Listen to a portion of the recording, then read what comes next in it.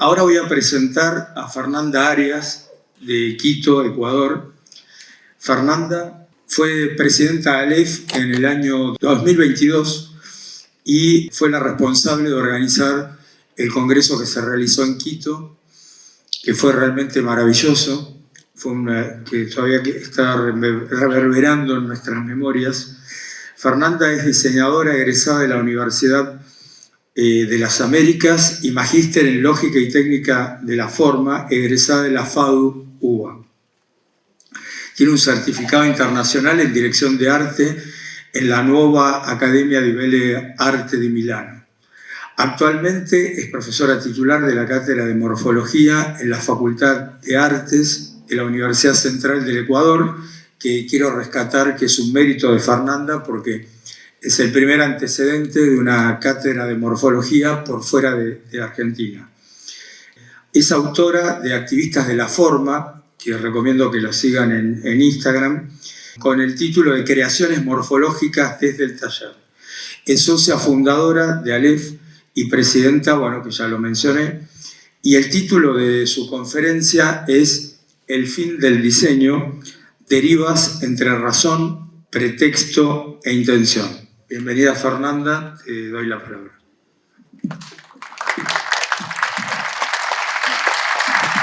Gracias, Ale. Sí se me escucha bien. Bueno, un poco de contexto, sin antes tocar que vamos conectadas con Laura y las preguntas con las que quisiera iniciar y que luego voy a terminar con las mismas preguntas es enfocándonos en el diseño, ¿no? ¿Quién lo hace? ¿Para quién lo hace? ¿Desde dónde se hace? ¿No? El diseño. El contexto de mi charla, para que lo puedan comprender, en Ecuador el diseño no existe en la universidad pública. Para ser diseñador uno tiene que estudiar en la privada.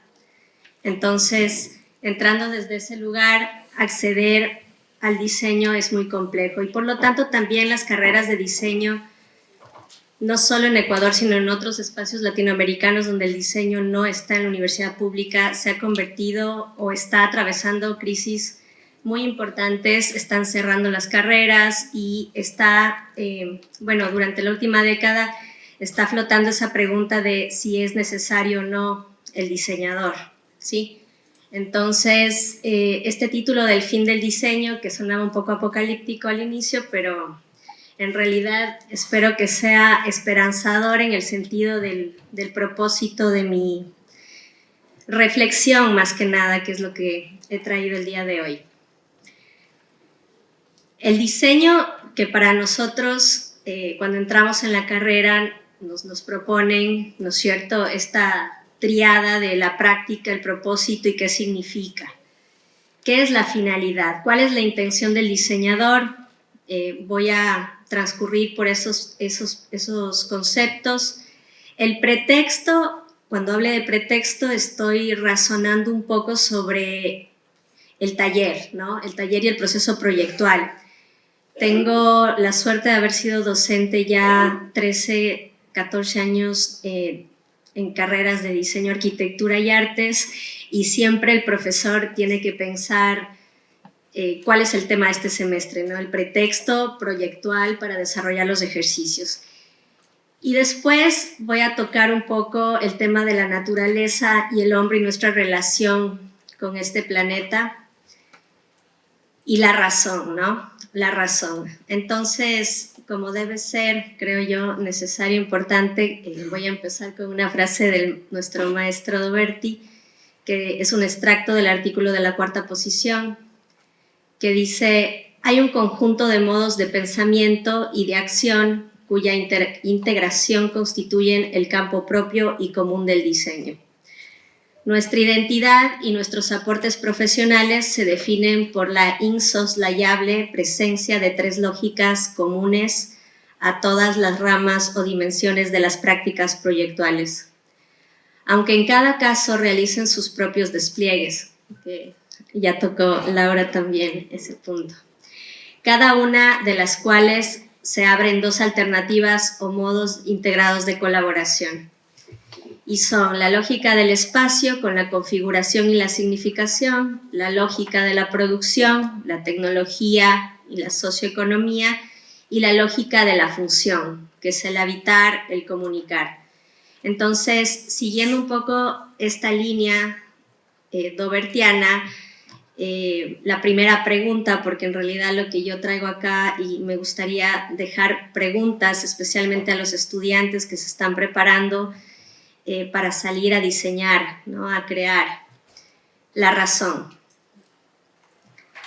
La razón y todos estos términos que he puesto en esta circunferencia responden no solo a la raíz etimológica de los términos, sino también un poco a lo que nosotros cuando estamos en el taller de diseño, en el taller de morfología o en cualquier espacio en el que nos pidan crear, partimos del intelecto, ¿no? Donde está la inteligencia presente, está la racionalidad, hay un juicio, tomamos decisiones, nos hacemos la pregunta de qué necesidad vamos a responder como diseñadores, que es algo que también está muy implícito en el acto del diseño, ¿no? ¿Qué problema voy a resolver?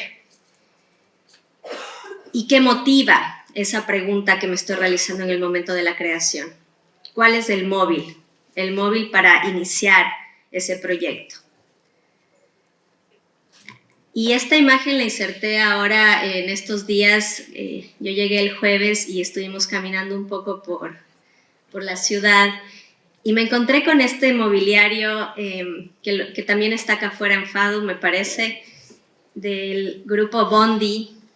Estuve ahí investigando un poco este mobiliario urbano que me hizo sentir muchos cuestionamientos que de alguna forma están presentes en la ponencia que les traigo el día de hoy. Entonces, uno de esos es esta idea de la simulación, ¿no? La simulación, que la realidad está siendo reemplazada por la simulación, y la idea de tener esta banca y la idea de la comodidad y de la idea de simular la comodidad, pero no hay comodidad, y después pensar para quién está hecha esta banca. Bueno, en mi ciudad, en Quito, arrancaron todas las bancas del espacio público directamente, ¿no? O sea, en Quito uno no se puede sentar en la calle. El espacio público está básicamente aniquilado. Pero este elemento me hizo pensar en que también acá se está sintiendo esta idea de, bueno, si es que una persona sin hogar, ¿no? Necesita apoyarse en este espacio es violento, ¿no? Entonces, ¿para quién está hecho este mobiliario? Y luego más adelante caminando me encontré con esas especie de balas truncadas que están también por todas las veredas y dije, bueno, estamos en guerra, ¿no? Estamos en guerra aquí, tenemos que caminar con cuidado y bueno, yo estudié acá en FADU hace más de una década y una de las cosas más bonitas de esta ciudad era que o sigue siendo, que uno puede caminar la ciudad, ¿no? En mi ciudad, pasada las 6 de la tarde, en Quito, tenemos que resguardarnos para no ser víctimas de la violencia en las calles, de los asaltos, la inseguridad, etc. Entonces, sin embargo, esto es violento, ¿no? Esto es violento. Entonces yo preguntaba, bueno, además se ganó un premio este sillón según lo que estuve investigando. Y claro, después está un libro muy interesante que les recomiendo si les interesa el tema de ciudades carcelarias. Se me va ahora el nombre de la autora, pero es investigadora argentina de la UBA. Y claro, este elemento está siendo realizado para sacar del espacio público a las personas que requieran apoyo, ¿no? Que requieran un espacio para descansar, para quedarse un momento. Entonces nos está quitando el espacio, ¿sí? Un poco parafraseando a Papanek, que habla de este diseño para el mundo real, ¿no? ¿Son necesidades humanas o los deseos del mercado los que estamos respondiendo al hacer este mueble que se ganó el premio de diseño de la BID, me parece, de la Bienal de Diseño. Después, la idea de la simulación. ¿Dónde está lo real? ¿Sí? Esto es un simulacro de comodidad. Y la simulación, el diseño que está simulando algo y que no nos está mostrando o que no está respondiendo a nuestras realidades. Después, pensar en qué expresión cultural y estética puede estar inspirando o inspirado en este objeto, ¿no? ¿Está reflejando el contexto cultural del habitante de la ciudad? No lo sé. La idea de la sostenibilidad. Estaba leyendo que estas balas que están por toda la ciudad fueron un contrato millonario, que están hechas en un material muy costoso y que bueno, ¿a qué responden? ¿No? Estamos en crisis. Yo digo, somos realidades paralelas. Quito, Ecuador, Argentina, estamos en crisis, ¿no? Y nos gastamos en estos objetos que no son amigables, ¿no?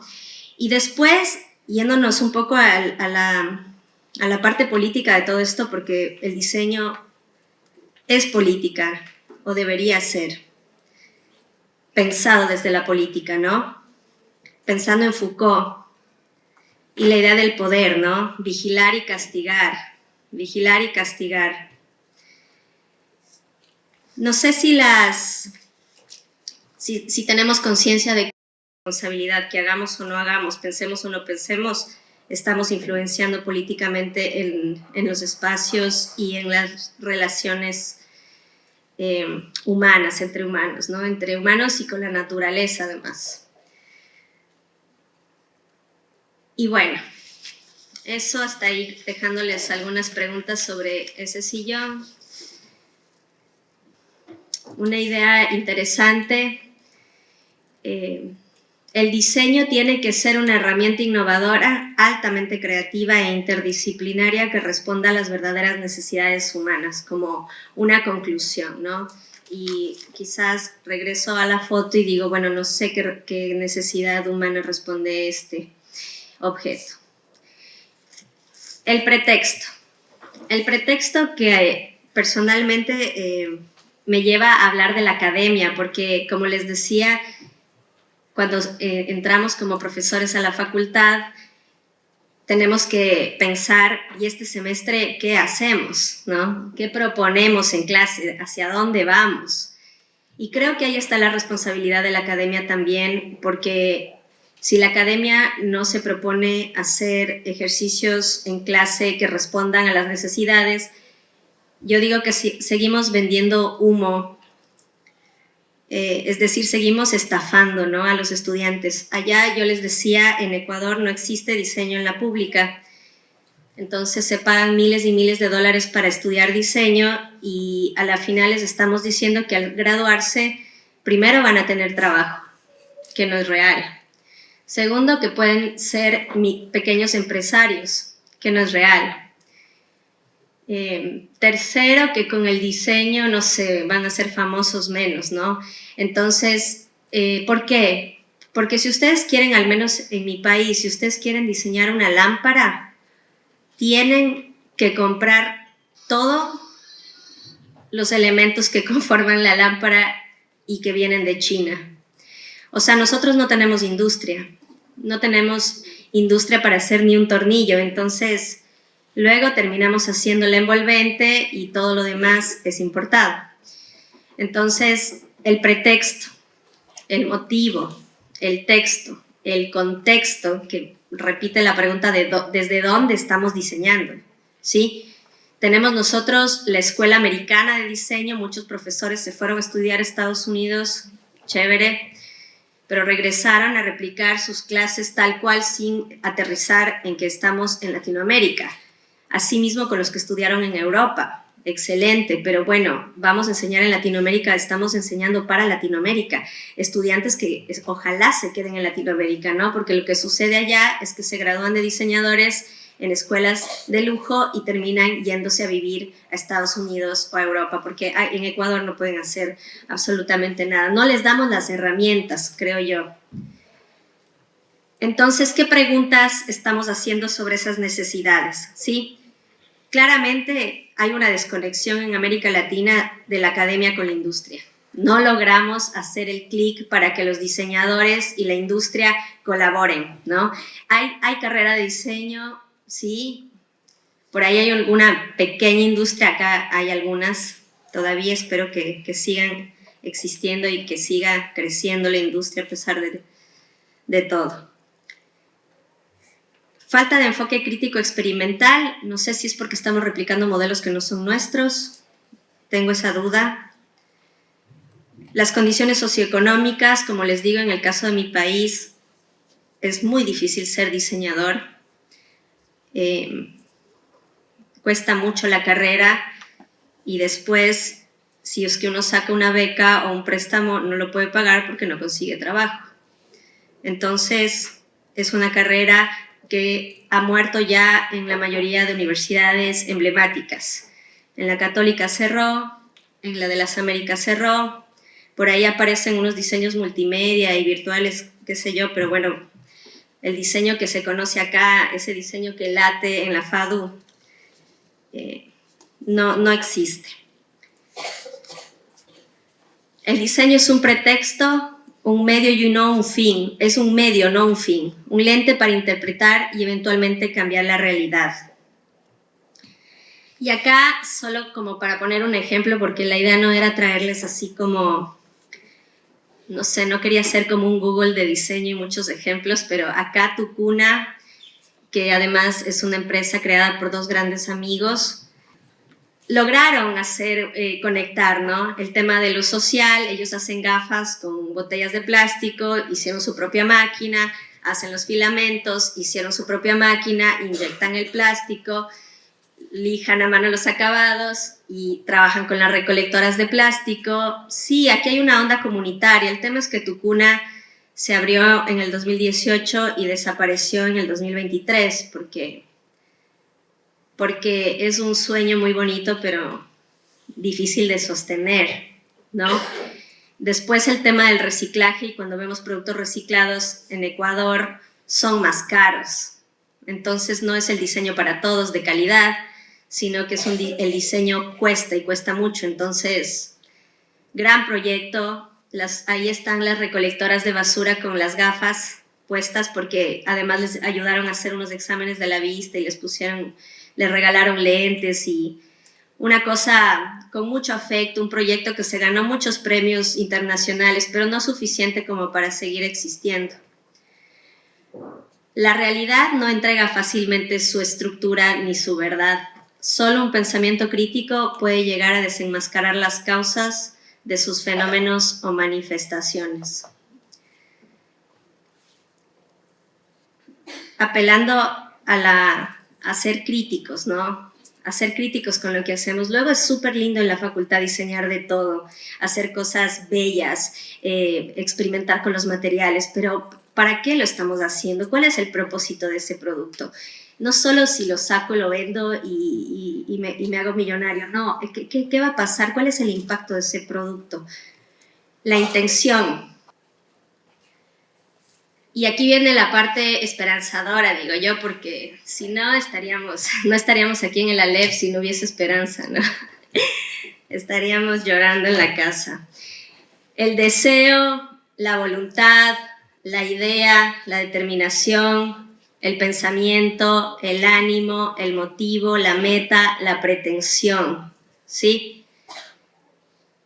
La intención como guía del proceso de diseño.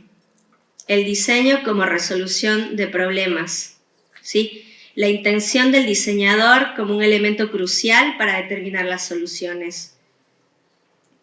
Pensar, ¿para quién diseñamos en Latinoamérica? ¿Estamos realmente explorando las dimensiones socioculturales, económicas, políticas del diseño en la región? Y acá les traigo una casa guaraní de la Amazonía ecuatoriana un pueblo originario que tiene aproximadamente 2.000 habitantes, que tuve la suerte de visitar justamente con una de las fundadoras de Tucuna, Mariuxi Jaramillo, gran amiga.